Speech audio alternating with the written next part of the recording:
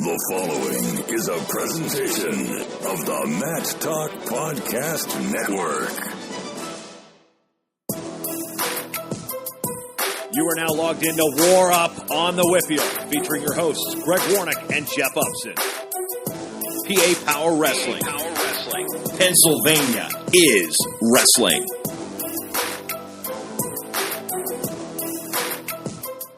Welcome in to WarUp on the WPIAL. Greg Warnock alongside Jeff Upson. And Jeff, have you recovered from the POWERade Tournament? Man, I'm still feeling it a little bit. It's a heck of a tournament. That's a long, and for me especially, just a long couple days there. The competition there, I felt like, just overall with the tournament was just phenomenal. I thought, every year you can say that, but every year you have to say, can Frank Volcano and his staff outdo themselves? And it seems like they do every single year. It certainly does, Greg. And, we talked about this before the tournament and during, and talking about the teams. The teams this year were very solid, but the individuals was what really made this tournament.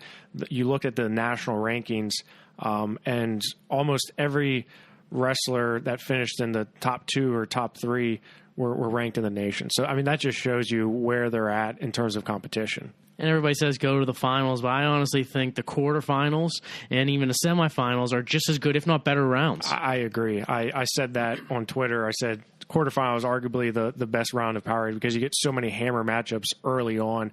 But, all rounds are great. Let's go ahead and recap the POWERade Tournament, obviously focusing on the WPIAL perspective. At 106 pounds, we had a WPIAL champion. It was Norwin's Curtis Phipps. He defeats Will Guida of St. Paul's, Maryland in the ultimate tiebreaker, 3-2. Before that finals match, he was pretty dominant. He beats Brady Sherback 8-2 in the quarterfinals. He beats Alejandro Herrera Rondon of Seneca Valley 4-0 in the semifinals. Just a solid tournament for Phipps. Yeah, and this was a big statement for him, being a sophomore and being a returning state medalist. He's number 1 in the state coming into this. But there was a lot of guys like Brady Sherback and Kyle Burkholder who dropped down from 113 to challenge Phipps, and Phipps got the job done. I was very impressed with the way he wrestled. He looked very mature out there. He looked stronger than he did last year, and he looked comfortable, and he looked like he could go another 6 minutes even after that UTB. So really good showing for Phipps, and I think it just solidifies his ranking in the top of the state. Yeah, no doubt about it. It was a phenomenal tournament. Other WPIAL wrestlers to medal. You mentioned Kyle Burkholder of Hempfield. He finishes in 5th place.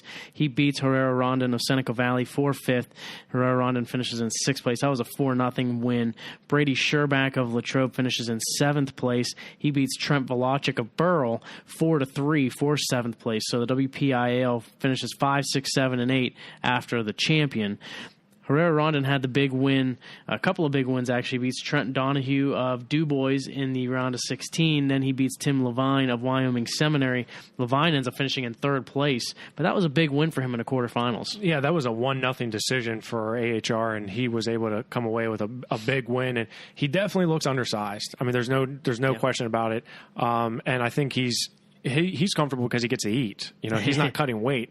But I can't imagine what he would be like if he was an actual true 106-pounder, now 108 pounds. And what a difference 2 weeks makes as well, as Carter Dybert ended up defeating Herrera Rondon for 3rd place at King of the Mountain tournament. These two do not get to wrestle, but Dybert is still 2 wins away from even medaling. That's how tough and deep this POWERade tournament is, and where you fall in the bracket, it could be tough. But Dybert, wrestled tough, but was unable to get to the medal stand. Yeah, and you look at it, and Herrera Rondon wrestled 2 guys that Dybert wrestled, Tim Levine from Wyoming Seminary, and Carter lost to him 6-0. Herrera Rondon beat him 1-0, and then Trenton Donahue, Dybert lost to him 4-0. So despite the fact that they didn't go head-to-head, this was definitely a big boost for AHR. 113 pounds. The champion of this weight class was an 8th grader from Lake Highland Prep, Florida, Nick Bazakis, and he did it in convincing fashion. First and foremost, so Kurt McHenry was a scratch. Yeah, he wasn't at the tournament, and that's disappointing because you see Bazakis kind of strut his way through the tournament. You'd love to see McHenry wrestle him, but Bazakis, he does not look like an 8th grader. He's huge. He's big. His chest is about bigger than mine is. He's huge. Yeah, he definitely doesn't look like an 8th grader, but he doesn't wrestle like one either. I mean, he tore up Bo Bayless in the finals 10-4. And I don't know if you were able to see that semifinal match with Ryan Sullivan. That was awesome. 16-11 match, and boy, that was a fun one to watch. That was definitely his toughest match Sullivan gave him for sure. Sullivan ends up finishing in 3rd place. He defeats Ian Oswald of Burl, who had a great tournament. Oswald did. Sullivan beats him 8-3. So Sullivan and Shaler in 3rd. Oswald of Burl in 4th place. Frankie Benora of Moon finishes in 7th place in this tournament. So 3 WPIAL place winners here. Yeah, and Benora had a tough go. He lost to Oswald 5-0 in the wrestlebacks, and this was a big test for him just to see where he was at, being one of the top ranked guys in the state. But overall, I was impressed with the way Ryan Sullivan did wrestle. Yeah, I thought he had a great tournament, even though he ends up finishing in 3rd place. Just every match, even Bazakis' match, he ends up battling him tough. 120 pounds in all WPIAL final, and it was Logan Macri of Cannon McMillan who comes out as the champion. He defeats Lewis Newell of Seneca Valley 3-1 in overtime. Were you surprised at all that Macri comes out on top? I was not surprised, not one bit. I knew this was going to be a tight match, and Logan Macri is he's continuing to make strides in his career. And Louis Newell, in his own right, has wrestled very well thus far this season. But I was not surprised to see Logan Macri come out on top. There's always that Cannon Mac sort of sparkle, or in the air in Cannon Mac High School, and Logan Macri was able to get it done in sudden victory. It was a big time win for him. It was his first POWERade championship in his home gym. He was a runner-up last year. Louis Newell, though, I mean, those two are going to see each other again. I have a feeling this is definitely going to be a match that we're going to see probably happen a few more times. And it has to shake up our rankings as well on PA Power, because in addition to Macri beating Newell, he also beats Doug Zapp, the returning state champ from Downingtown West, beats him 3-2. Zapp had a pretty tough tournament. And he also beats Gabe Willishow 12-5 in the quarters. Macri, a great tournament, but Zapp ends up finishing in 5th place, so shakes up the state rankings as well. Big time. I mean, you look at Logan Macri, and he came in ranked 3rd in the state. Doug Zapp was 1. Louis Newell was 2. So, consensus would say that Logan Macri is moving up to number 1 in the state, that's pretty huge for a guy who's been on the podium before in Hershey, but it's always been on the cusp, but he's never really had that breakout season yet. And this could be it. And overall for the rest of the WPIAL, Darren Miller of Kiski, he wrestled Louis Newell in the semifinals, and Newell defeated him 5-2. Miller ends up finishing in 4th place. He beat Gabe Willishow in the Concy semis. Willishow ends up finishing in 6th place. He lost to Zapp 5-2 for 5th and 6th. Wyatt Henson of Waynesburg, meanwhile, he finishes in 8th place. He had a big win over J.J. Wilson of Cedar Cliff to earn a medal. Yeah, and this was a sort of an interesting weight class, because you look at 120, and there were so many other guys in this bracket that could have easily got on the medal stand. You had state runner-up Chase Shields. You had, as you mentioned, J.J. Wilson. You had Wyatt Lutz. But Wyatt Henson, I thought, had a good tournament. You look at where he came in at. He lost his first match 11-4 to Cam Enriquez from Stroudsburg, but then comes back and rattles off a number of wins. I think 5 in a row for him to wrestle back in the Concies to come back. So that was a good tournament for him, especially after losing big to Cam Enriquez. The biggest news came at 126 pounds. We talked about this weight last week and with our special guest Gavin Teasdale, where you had 2 wrestlers coming into this, a state champion in AA, state champion in AAA, both undefeated in their high school careers, and you had Bo Bartlett, a Wyoming Seminary. Last year was in Teasdale's weight class, but didn't make it there because Macri knocked him off in the semifinals. Well, Bartlett gets it done not once, but twice. He defeats Sam Hilligus in the semifinals 2-0. And let's talk about that match first, Jeff, before we talk about the final. Bartlett ends up getting a reversal in the second period, rides Hilligus for a good part of the second period after that it was a huge flurry between the two. And then Hilligus goes bottom. I thought that was a very interesting decision after Hilligus got rode for a good part of the second period. Yeah, I was a little bit surprised by that choice, and this was a match that we saw at the Super 32. And Bartlett, again, in that match was riding tough on top. Bartlett's he's just so quick, and he puts so much pressure on his toes. He's always on his toes. He's never on his knees wrestling, so he puts all that pressure forward on Hillegas. And when he gets a breakdown, it's pretty much game over. And that's what he did. After he got the reversal, he rode him out, and then essentially rode him out for the rest of the third period. I mean, if this is college, he would have got a point of riding time. Curious to see, Hillegas' strong suit is the top game, but even from his feet, I thought maybe he had a better chance of really making some progress in that match. But I wasn't surprised to see Bartlett come out on top because, as we saw, he's pretty tough. Yeah, no doubt about it, and both guys pretty evenly matched, but Bartlett showed that he can get out from underneath, and Hillegas could not. That's one area Hillegas, he even talked about that last year with us, is that he wanted to improve on being on bottom. And I think that's where the one area he still needs to kind of improve a little bit is that bottom position. But he was just unable to get the legs in and ride him tough on top because Bartlett was just moving on the bottom. Yeah, he just never stops. Bartlett is just... it's 6 minutes of go, go, go. He never stops wrestling. He's never stopped moving. And we said last week when we had Gavin on, we said, my gosh, one of these wrestlers is going to leave here with a loss in their career. And actually they both did, because Bo Bartlett sort of had one of the best tournaments of his life in that tournament. And you look at just the results that Bartlett's been able to come up with in the last year or 2 years, and he's a rising star, that's for sure. I mean, you look at him as a sophomore and you're saying, man, college coaches are knocking on the door for him. Yeah, you look at Gavin Teasdale, the top seed. He ended up with 4 technical falls and a fall to get to the finals, including a tech fall over Cole Roan of Benton, who's the number 2 ranked wrestler at 126. So that could be his potential state finalist match. And he talked about how POWERade's tougher, and it shows why, because he ends up losing in the finals of POWERade 4-3 to Bo Bartlett. Bartlett becomes the outstanding wrestler of the tournament. And I think really that opening takedown Bartlett got, he just went right after Teasdale.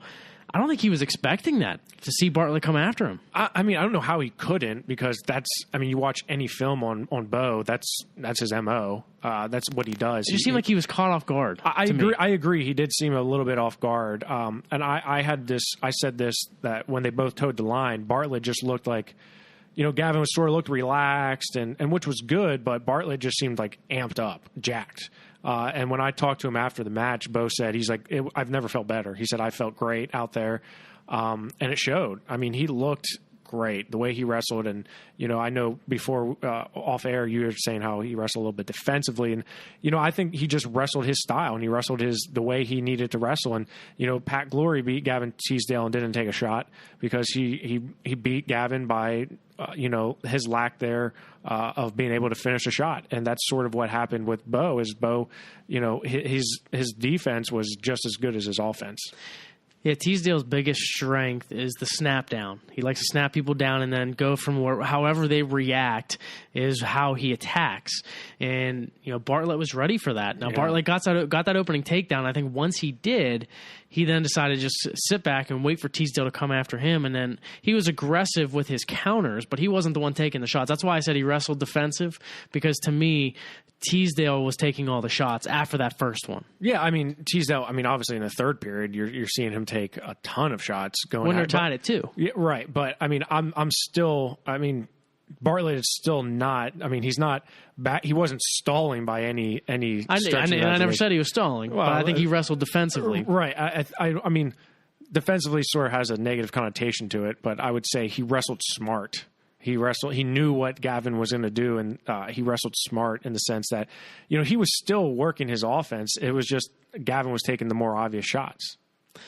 You look at some of the decisions, too, that went into that match. I was kind of surprised Bartlett chose neutral to begin the third period as opposed to going down. I'm not at all. That just shows the amount of respect he has for Gavin's top game ability. I'm not surprised whatsoever that he elected to take neutral, because that's his strength. His strength is neutral and from the top position. I'm not surprised that he took that. Well, you see Hillegas being so strong on top, Bartlett getting out. That's why I guess I was surprised. Hillegas, I'm not saying he and Teasdale are equal on top, but I think that Hillegas is just a strong a strong wrestler on top. No, he is, but I just think the respect he has for a guy like Teasdale and seeing what he's able to do, and that's a lot of his coaches. I mean, you look at head coach Scott Green, and when they looked over at him, they both sort of looked at each other and said, "Yeah, we're going to go neutral. We can beat him on his feet." Is what the consensus was, and it was the right choice. Ultimately, that was the deciding factor, but.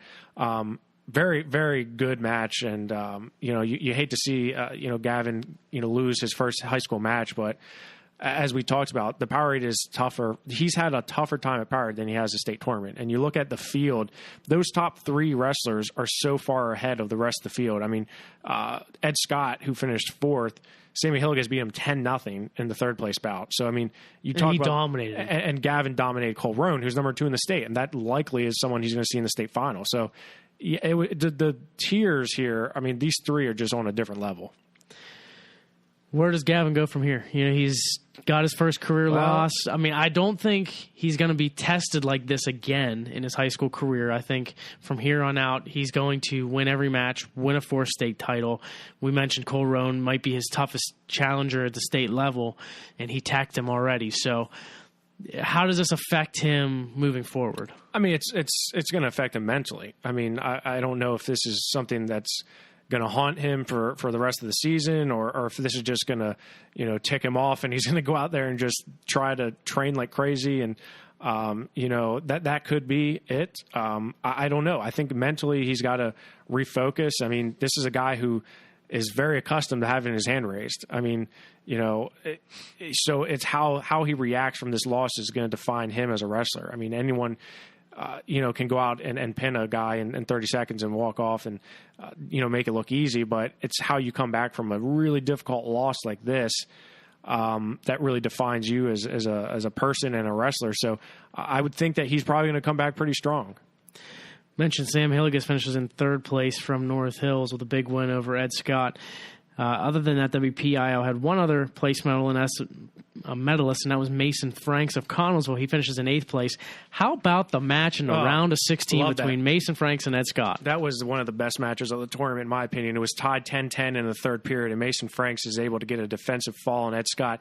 And, people ask me, it was a defensive fall. The match wasn't close. I was like, are you kidding me? It was 10-10. Like, those two were scrapping. And he was able to pick up a fall, which I thought was the right call. I mean, he was clearly in a position where the fall should be called. So Mason Franks impressed me. A little aggressive. He got a little chippy with a lot of wrestlers he went after, and but you like to see that. Moving up to 132 pounds. We talked about this freshman in the preview show, Carson Manville of Wyoming Seminary. Boy, did he make a great impression. Tech falling Nick Coy of Penn Trafford in the round of 16, and then a big win over Caleb Morris of Waynesburg in the quarterfinals. That's when I seen those 2 results, and you watch Carson Manville, you're like, okay, maybe this guy could beat Joey Silva. And he did just that. 3-2 in the ultimate tiebreaker over Joey Silva of Lake Highland Prep. Yeah, it was a slugfest. That was basically a street fight. It was. I think the refs could have done a better job of controlling that match, but that's neither here or there. And I told you, I mean, I'm not saying I called it, but I said Carson Manville coming in unseeded, this guy's a bracket buster. I knew he was going to probably make it to the finals because you looked at 132 and I think he's leaps and bounds ahead of a lot of these guys, and we saw that with what he did to Nick Coy, a really good wrestler. He just basically dominated him, and even against Caleb Morris, he controlled that match. Right, no doubt about it. And Silva, to be honest with you, wasn't really attacking; he was just clubbing him the whole time. Yeah, I mean, like I said, that was just it wasn't a good match. I mean, it was entertaining, but it wasn't a good display of wrestling capabilities. Yeah. It was just like, hey, I'm gonna get in your face and I'm gonna make you angry, and then you're gonna come after me. So it was just a sort of a weird match. But Colton Camacho, I thought, had a good tournament, coming back to take 3rd. Beating a tough guy from Camden Catholic in the Wrestleback finals. Yeah, Lucas Ravano, who he lost to in the quarterfinals 2-1, so he didn't get a chance to wrestle Silva in the semis. He had to come back, and he ends up winning 4 matches for 3rd place, including, first of all, falling down and getting Nick Coy of Penn Trafford. Winner gets a medal. Camacho defeats Coy 3-2. Yeah, and that's it's tough luck for Nick Coy. And in fact, I talked to Nick, and he was like, "How do you not see a freshman like Carson Manville?" I was like, "Oh, you're right. I don't know," because it puts him in a bad position where his only 2 losses are to the champion and the third place guy. Yeah. Nick Coy could essentially been 4th, 5th, 6th, 7th, because you're talking about he lost to the first and the third place guy. But yeah, that was a big win for Colton, and then Caleb Morris bounces back and takes 5th. At 132, just a loaded weight. Garrett Reinsfelder from Shaler as well, also finishing in 7th place, so he had a very good tournament as well. But yeah, you mentioned Coy, could end up beating Reinsfelder in a head-to-head match, but just the way the bracket fell, it didn't work out for him. Yeah, and that happens, and that's not taking anything away from Reinsfelder, because Reinsfelder he had a great tournament. He had a great tournament. He beat returning state medalist Bodie Tolbert from Bishop McDevitt 5-3 to finish 7th. Very impressed with the way he wrestled. So 132 is a deep weight class. 138 pounds. Your champion was Cole Matthews of Reynolds. He won his 2nd POWERade title, a 3-1 overtime win over Jack Davis, his teammate to be at the University of Pittsburgh.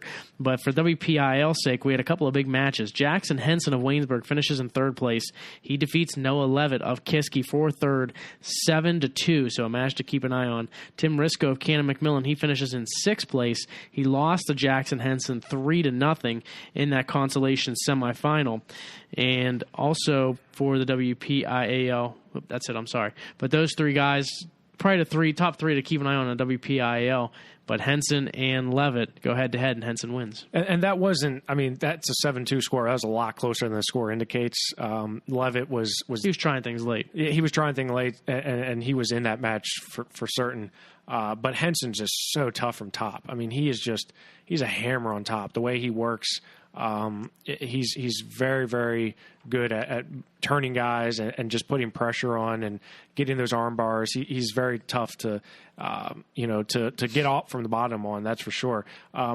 Really impressed with the way Jackson Henson wrestled, being a guy who wrestled primarily in West Virginia. He's going head to head with a lot of Pennsylvania guys in his career, but first time, really getting a dose of Pennsylvania. This is probably one of the biggest tournaments he's had in high school, and he wrestled pretty tough. 145 pounds. Luke Kemmer of Hempfield finishes in 2nd place. He lost to Frankie Gissendaner 4-2 in a match. If he had a couple more seconds, he ends up tying that bout. I think so, and a lot of people said, how can you not? Gissendaner... it's his 2nd time in the finals. Kemmer went after him. I thought Kemmer was the aggressor in that match. I thought, he was in on so many, doubles where he's had his head in between, and, he's looking to go out the back door. And, he finally, I'm sitting beside Mark Billett as he's taking photos, and he's like, come on, just, release the arm and pop the knee up, and he's walking through it. And then finally in the 3rd period, when he actually does it, he puts his head on one side and comes out. It works. But he was in on a ton of shots. He was. He had a great tournament overall. Luke Kemmer did. He had guys ranked not only in the state but in the nation as well. He had the number 1 versus number 2, Ryan Vulak. He beats him 5-1 in the quarters. Rookie Cavanellis, he's ranked in the nation. He beats him 4-2 in overtime in the semifinals. And Kemmer is a guy who those kind of rankings can kind of get into his head a little bit and maybe not wrestle his style. I thought he had a fabulous tournament, wrestled just the way he wanted to. Yeah, I thought so too. Even in the finals, I thought he wrestled really tough. And he definitely was in that match, and probably, like you said, a few more seconds and he probably could have won that match. But yeah, he had a great tournament and a really tough tournament. He went through the meat grinder with Ryan Vulak. Early on, that's a 1 versus 2. And as you said, coming up through to finish 2nd, really good tournament for Luke Kemmer. Job Chisco of Penn Trafford, the other WPIAL medalist, he finishes in 6th place. And a guy who I thought had a really good tournament, Colby O of DuBois. Yeah, he did. He definitely had a good match and good tournament. He beat Job Chisco. And then really he gave Gissendaner a pretty tough match too in the semis. So good tournament for him. Yeah, Job Chisco lost to Colby O in the quarterfinals, 8-6. Cam Connor was 1 win away from medaling. He lost to Kai Believe 1-0 in the match before. Colby Morris also had a good tournament, but he was 1 win shy too. He lost to Ryan Vulak in the match to get into the medals. I was impressed with the way Colby Morris wrestled. In fact, I was impressed with all the Waynesburg wrestlers, to tell you the truth, the way they competed. And but yeah, Colby Morris was a guy I definitely took some notes on, saying he's definitely wrestling pretty tough. 152 pounds, Josh Humphreys of Parkersburg South was your winner by major decision, 10-2 over Justin McCoy at Chestnut Ridge. Humphreys also had the most falls in the tournament. Your third-place finisher was Brock Godson of Bell Vernon. He defeats Trey Kibe, another freshman you had talked about during the preview show. He beat him 2-0 in that match for third place, but Kibe had a fantastic tournament overall. The other WPIAL medalist, Trey Howard of Waynesburg, he finishes in 8th place. Yeah, this is the second big medal for Trey Howard. He medaled at the Beast of the East, and he medaled at POWERade now. I know it's probably not exactly where he wants to be in terms of on the medal stand, but as you said, Trey Kibe, my gosh, is this freshman tough? And this is the best tournament he's had thus far, and he wrestled Brock Godson really hard in that consolation final match, and Godson was pushed to the brink with that, but. Yeah, I mean, overall, I'm impressed with Trey Kibe, and I think Brock Godson has sort of separated himself a little bit from the field, but in the semifinals, he got Justin McCoy just dominated him from the top position. Then Justin McCoy goes out and gets dominated from the top position by Josh Humphreys. My takeaway from this weight class is Josh Humphreys is really, really good. He's super, super strong. A college coach is going to be lucky to have him on their lineup. Yeah, Brock Godson, as far as a WPIAL standpoint, has separated himself a little bit. He beats Cole Spencer of Pine Richland in the quarterfinals 9-4. Cole Spencer ends up dropping down, not even medaling. He lost to Zach Fight of Battlefield, Virginia, for the chance to get a medal. Jack Bloomer of Kiski beat Corey Christie 4-2 in overtime. Then Howard beats Bloomer 5-3. So you have Howard, you have Bloomer, you have Cole Spencer, but really Brock Godson separated himself from those guys. Yeah, I think it's Brock, and then you have to look at those other guys. And Cole Spencer's a guy, I thought he wrestled tough. Cole Spencer from Pine Richland had a good tournament, but then you have sort of Trey Howard, Jack Bloomer in that mix, and overall, a lot of guys that are trying to battle with Brock. 160 pounds. Your champion was Carter Starocki of Erie Prep. He defeats Zach Hartman of Bell Vernon 4-1. Hartman wrestles Garrett Ninehouse of Cannon McMillan in the semifinals, and he defeats him soundly 6-0. Ninehouse ended up having a wild match for third place, but ends up getting third by fall at 5:25. And Nick Delp of Kiski, he had a good tournament as well. He ends up finishing in 8th place at 160. Yeah, and so 160 was a weight that I really enjoyed watching because Zach Hartman and Carter Starocki were neck and neck. They were both dominating their guys and from different positions. And this finals was a lot closer than that 4-1 score would indicate. These guys were neck and neck. And Hartman's looked really, really strong this year. I mean, he was doing a Navy to a half like it was no one's business. I mean, he was punishing Garrett Ninehouse from the top position, a position that Garrett's accustomed to punishing guys on. So Hartman really impressed me in the semifinals against Ninehouse. Ninehouse again impressed me in the third and fourth place match because you're saying, you know, he was down 4 points in the third period late, and then he gets 2 takedowns and ends up getting a fall and sudden victory. But I mean, all he had to do was just tell him all I had to do is shoot. I mean, he just had to pull the trigger, and he was, you know, he did well for himself. And as you said, Nick Delp, he had a nice win over Jake Hendricks, who ended up taking 5th, but Delp comes back to finish in 8th place. So overall, the WPIAL was well represented. Yeah, he had the big win at 160. I think that was probably the surprise of the round of 16. Delp winning 3-1 over Hendricks. Luke Stout of Mount Lebanon, meanwhile, he had a chance to wrestle Ninehouse. He lost to him 3-1 in the quarterfinals, and he fell down and had to wrestle Jake Hendricks. Winner gets a medal, and Hendricks beat Stout 3-1. Yeah, and you look at Stout and Delp when they go head-to-head.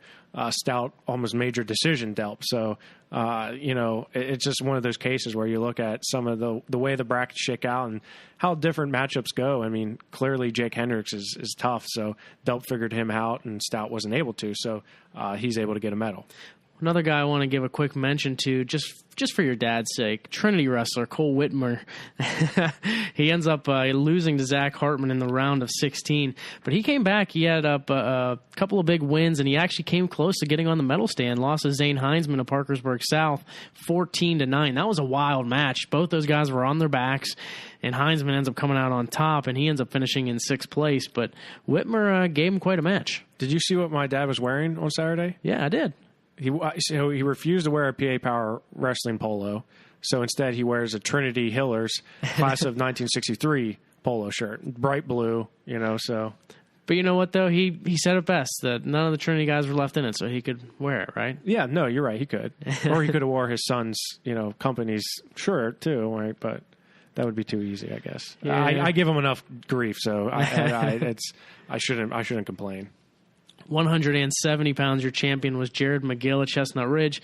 He defeats Kyle Hammett of Waynesburg 4-3 in the finals. Hammett had a good one with Jason Montgomery of Bethel Park in the semis. Hammett defeats him 4-3. But I think the story of this one, Scott Joel of Bell Vernon, what a tournament he had. He ends up losing to Jared McGill 7-5 in the semifinals, and he ends up coming back and placing third with a major decision win over Jason Montgomery at Bethel Park, 15-3. Yeah, that got out of hand quickly. And I said this before, the King of Mountain, I thought Montgomery looked a little maybe not out of shape, but his gas tank wasn't as full as it should be. And I said that if he didn't pick that up, that we could have some interesting results. And what we did was we had Scott Joel, a guy who's never made it to a state tournament, come out. He's ranked 8th in the state, and he defeats Montgomery, who's ranked 3rd in the state, 15-3. And it just, like I said, Montgomery didn't look good in that wrestleback after falling to that tough match, Kyle Hammett. I mean, he had Kyle Hammett on the brinks, but Hammett was able to pull it out. So, I think that's sort of a skewed view of where Montgomery is. I think he has a lot to work on, but Scott Joel for sure had a really solid tournament. Yeah, definitely going to get a boost in the rankings for Joel after this past week. Another guy that had a great tournament, Ryan Weinzen of Norwin. He lost his very first match to Kyle Hammett. Now, this is all the way back in the pigtail of the pigtail. I mean, it was the very first one. The first round. He somehow gets Kyle Hammett, draws him first. He gets pinned by Hammett, but then he ends up rattling off 6 wins to get to the consolation semifinals before he ends up losing by tech fall to Jason Montgomery, and he ends up finishing in 6th place. But Ryan Weinzen, what a tournament to get there. I was really impressed with it. I wasn't surprised to see Hammett come out with a pin, but to see him rattle off 6 wins like that, I was like, my gosh, okay, I'm going to have to take some notes on this guy because, I've seen him wrestle before. He's, obviously a tough wrestler, but that was a really impressive performance to rattle off that many wins in a short period of time. 182 pounds. Your champion was Trent Hidley of Mifflin County. He defeats Tim Wallace of Albert Gallatin 7-4. Hidley does not get the rematch against Cody Mulligan because Wallace beat Mulligan 10-1 in the semifinals. That was one of the big stories, and we had Tim Wallace on one of the PA Power shows after to talk about it. Yeah, that was a fun match, and Cody Mulligan, you look at it 10-1 and saying he dominated. He didn't dominate the match. He dominated certain aspects of that match. Those two had a wonderful scramble, and somehow Tim Wallace is up on one leg and ends up getting a takedown on Cody Mulligan, and they're in a scramble. It's just insane the way that they wrestled. And Tim Wallace is a hard guy to wrestle. I really am looking forward to see if him and Josh Stillings wrestle from Penridge because those two have similar styles. They're both kind of tall and lanky. But, Tim Wallace beating Cody Mulligan, huge win for him. And then he gets a rematch with Trent Hidley, a guy he wrestled last year at the POWERade. He almost beat him. But unfortunately, Hidley had a plan, and he executed it to perfection. He looked sharp. Yeah, it was all Hidley in that match as far as that goes. It says 7-4, but Hidley definitely dominated throughout. Make sure you do check out Jeff and Eric's podcast where they talk to Tim Wallace because he was amped up after that win. Oh, my gosh, yeah. And he's sort of like a quiet, reserved guy, but he was excited. He was like, man, it was a good match, though. It was a big win for him. No other WPIAL medalist at 182 pounds, but Logan Pollock of Kiski, 1 win shy from medaling. 195 pounds, your champion was Gavin Hoffman of Montoursville. He beat Jake Thompson of Moeller 7-3. For the WPIAL, Nate Ansell of Connellsville, he finished in 5th place in that weight class, and he is the only WPIAL medalist there. Yeah, and he's a returning state qualifier, but he beats a state medalist, Xavier Molnar from Brookville 3-2 in the 5th place match. So that was a good win for him. But Ansel, he had his hands full with some guys, but he came out and ended up getting a medal.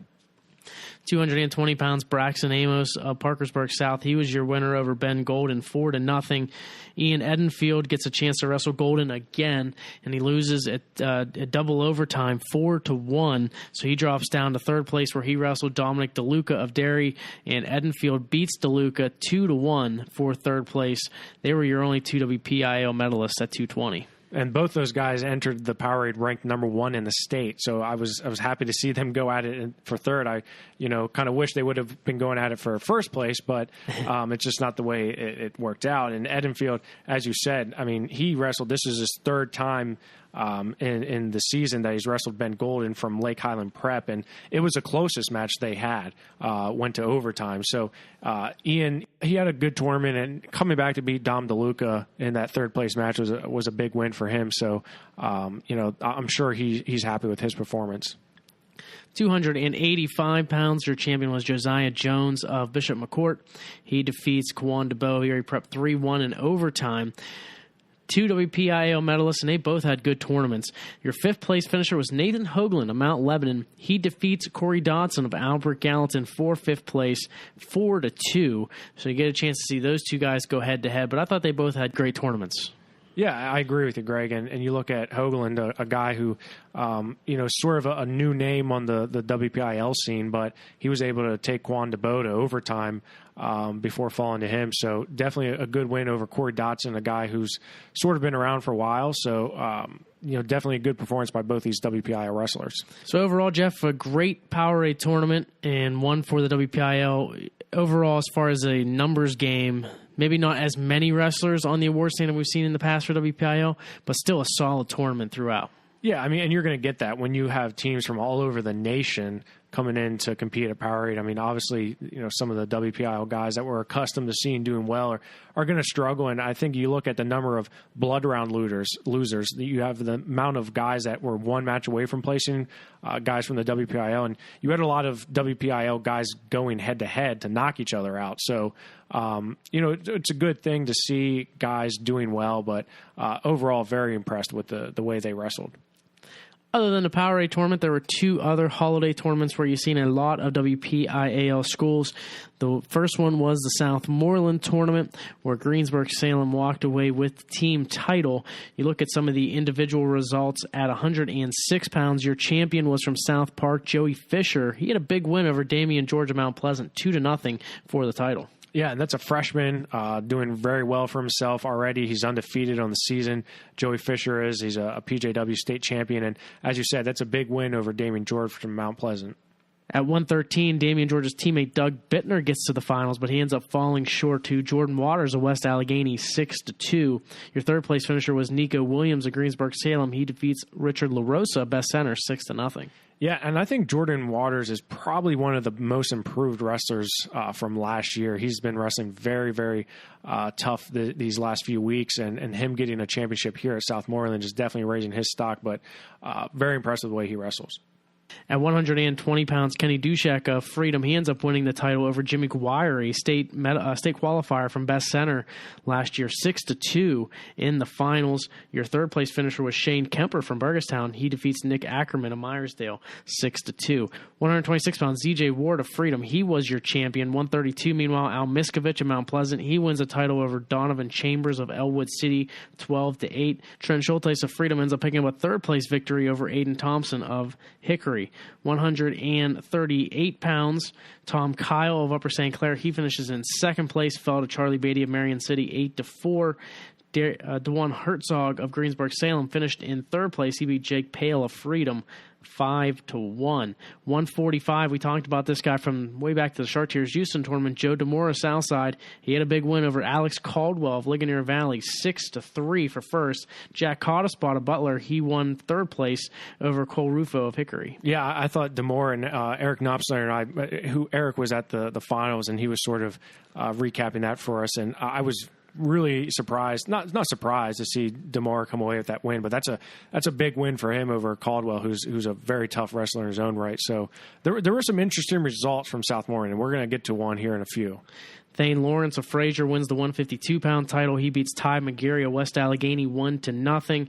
Michael Murin of Freedom ends up third place over Alex Stepanek of North Star. Yeah, and I was surprised by that Thane did not win by a larger margin, but that just shows how tight the competition is at the Southmoreland. Yeah, that one definitely surprised me for sure, seeing the close score. You would think Thane Lawrence would at least picked up a takedown or something of the sort in that match. Luke Ewing of Greensburg-Salem, he won the 160-pound title.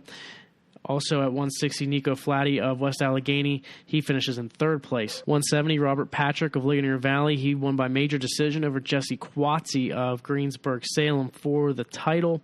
And Noah Hutcherson of Valley, he finished in third place over Dan Clements of West Allegheny 4-3. 182, Christian Saquette of Butler is your champion. He won by fall in the finals. Your third place finisher, Dominic Fundy of Best Center. He beat Jaden Datz of Southmoreland 5-2.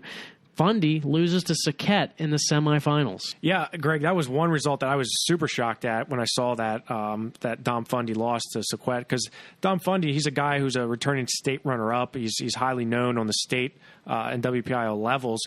But Saquette, on the other hand, is he's a known commodity on the WPIAL scene, but not so much a state level. So a big-time win for him. That really propels him up into the rankings, I would think. Yeah, and for Fundy, where does that have him fall? Now, he had a tough weight going into it as far as statewide goes, and now he comes in, maybe surprises some folks last year as far as his performance and staying undefeated all season.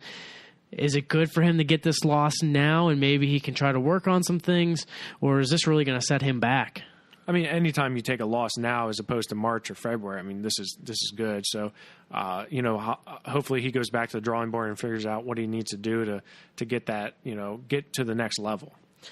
195 pounds, Bryson Miller of Freedom. He finished in second place. John Myers of Greensburg-Salem finishes in third. He pins Harvey Rocha of Upper St. Clair in third place. At 220, Rocky McGarry of West Allegheny, your champion. He defeats Jake Slinger of Upper St. Clair 5-3. A big win for McGarry. Connor Main of West Green, he ends up placing third. Yeah, and Slinger came into this ranked number 2 in the state, so that's a big win for McGarry. And both of McGarry's had good showings here. 285, Bishop McCoy of Southside. He's your champion. He defeats David Schufert of Valley 3-1 for the title. Cody Vokus of Mount Pleasant. He finishes in third. Beats Trent Patrick of Greensburg-Salem 7-0. So overall, you've seen some good matches and good talent here at Southmoreland, but a couple of big surprises. Yeah, and Fundy's got to be one of them. And as we said, it's going to be interesting to see how he bounces back, especially considering the level of talent that there is on the state at 182 pounds. The Steve DiAgostino tournament at West Mifflin was also held this holiday weekend. Hampton finishes in first place, followed by Peters Township and McGuffey. They rounded out your top three. When you look at some of the weight classes and the brackets, is there anything of note that you noticed as far as upsets or guys having a good tournament, kind of putting themselves on the map?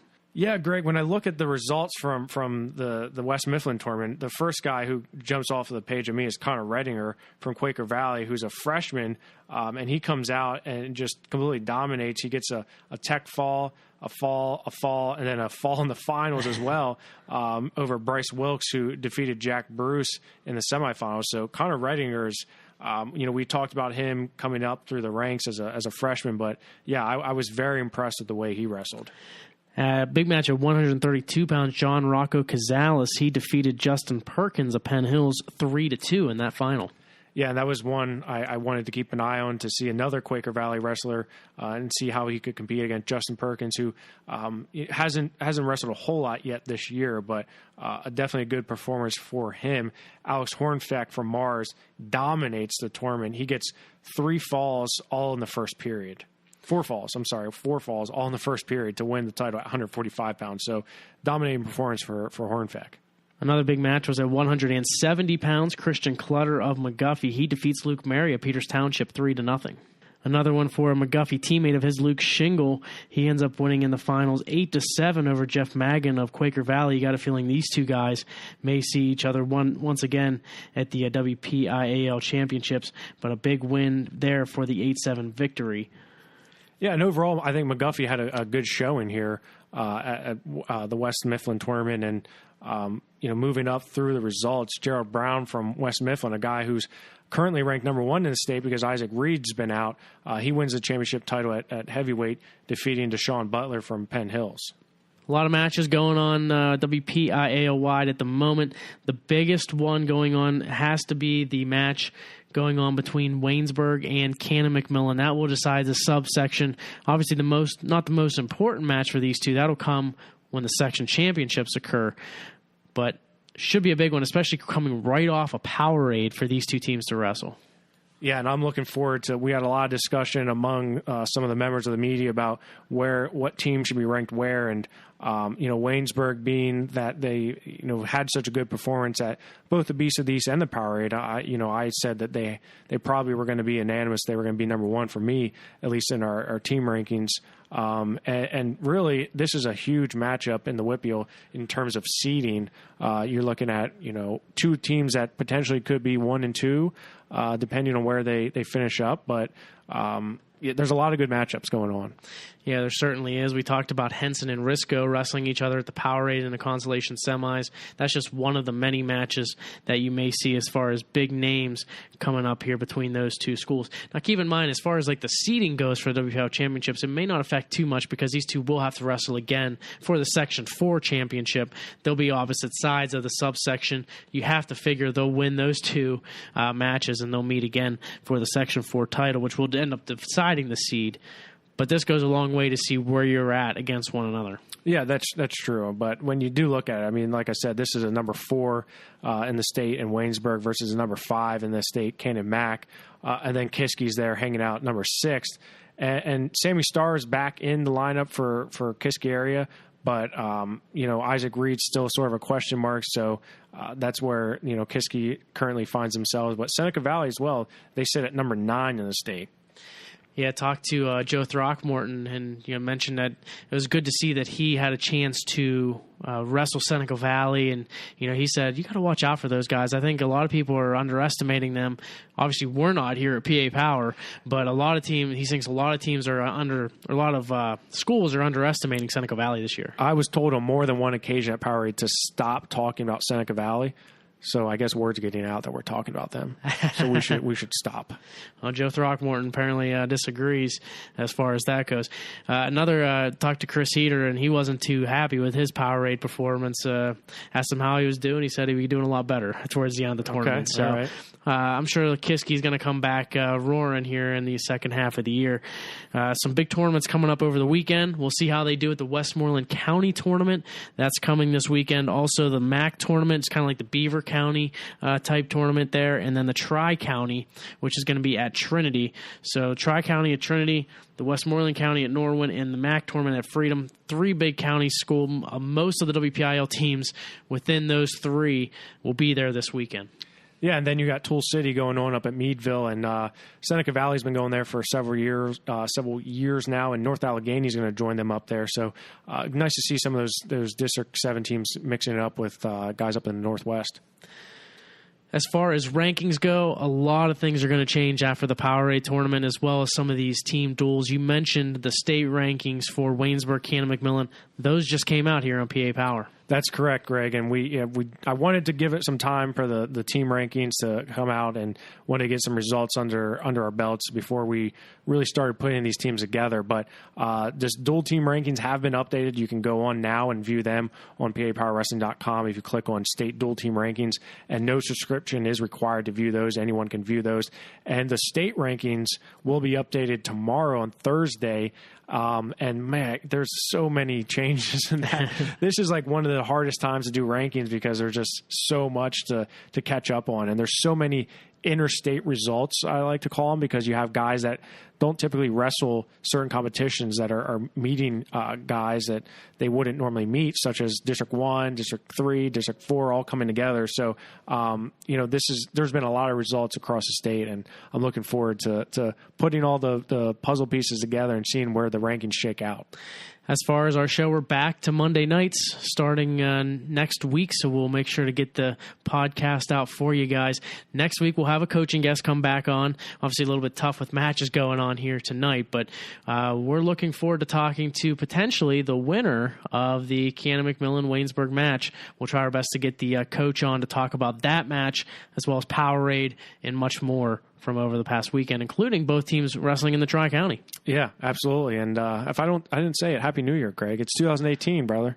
Yep, should be a great year. Another year, yeah, absolutely. I'm looking forward to it and hoping that PA Power Wrestling is continued to grow, and 2018 is going to be another good year for us. And continue to show us your support and your love. We appreciate it. Make sure you tag us on Twitter. And yeah, you were using the Twitter this weekend. I was proud of you.